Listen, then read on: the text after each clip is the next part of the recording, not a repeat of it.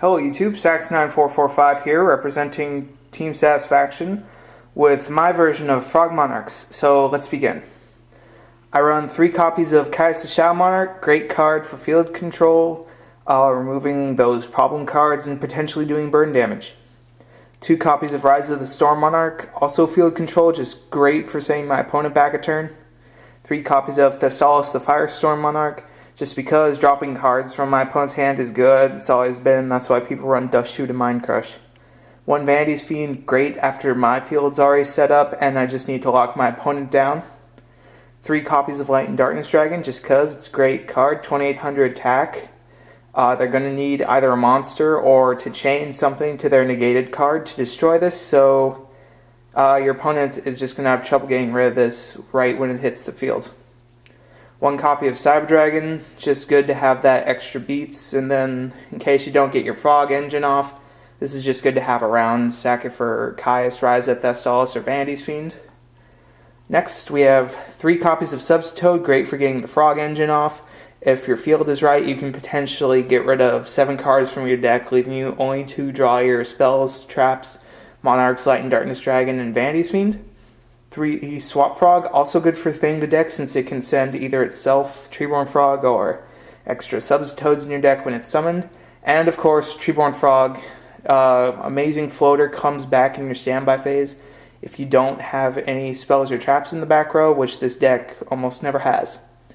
3 Battle Fader for OTK protection, 1 Tragodia, also for OTK protection, and 1 Gore's OTK protection.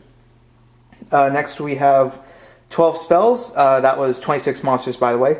3 Soul Exchange, amazing spell card to have, especially in this deck, considering how much you'll be tributing. Not only can you tribute your opponent's monsters for your monsters, but you can tribute them for Substitoad's effect with this. 3 copies of Creature Swap, just to give them your floaters that you don't need anymore. Take their bigger monsters, either sack them, or just ram your own Treeborn with them, your own extra Battle Faders, whatever you want. 2 enemy controllers, again, this deck uses a lot of floaters, so you can just steal your opponent's monsters, swing with it, sack it, do whatever you want. 4 just single spells, 1 Scapegoat for combos with enemy controller, Creature Swap, and defense. Then Heavy Storm, MST, and Brain Control for their staples. Why wouldn't you run them? Then my 2 traps, Torrential Tribute and Mirror Force.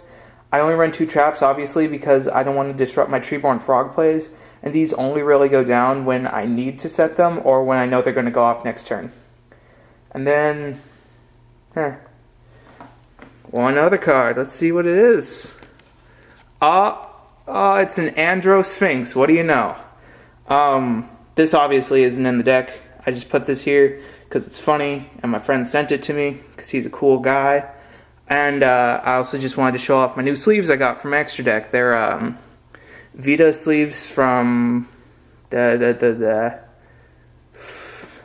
Magical Girl Lyrical Nanoha. And I just like the series and I wanted to show the sleeves because I think they're cute sleeves. So yeah, thanks for watching my video. Sax9445 with Team Satisfaction signing out. Have a good day, YouTube. And rate, comment, subscribe.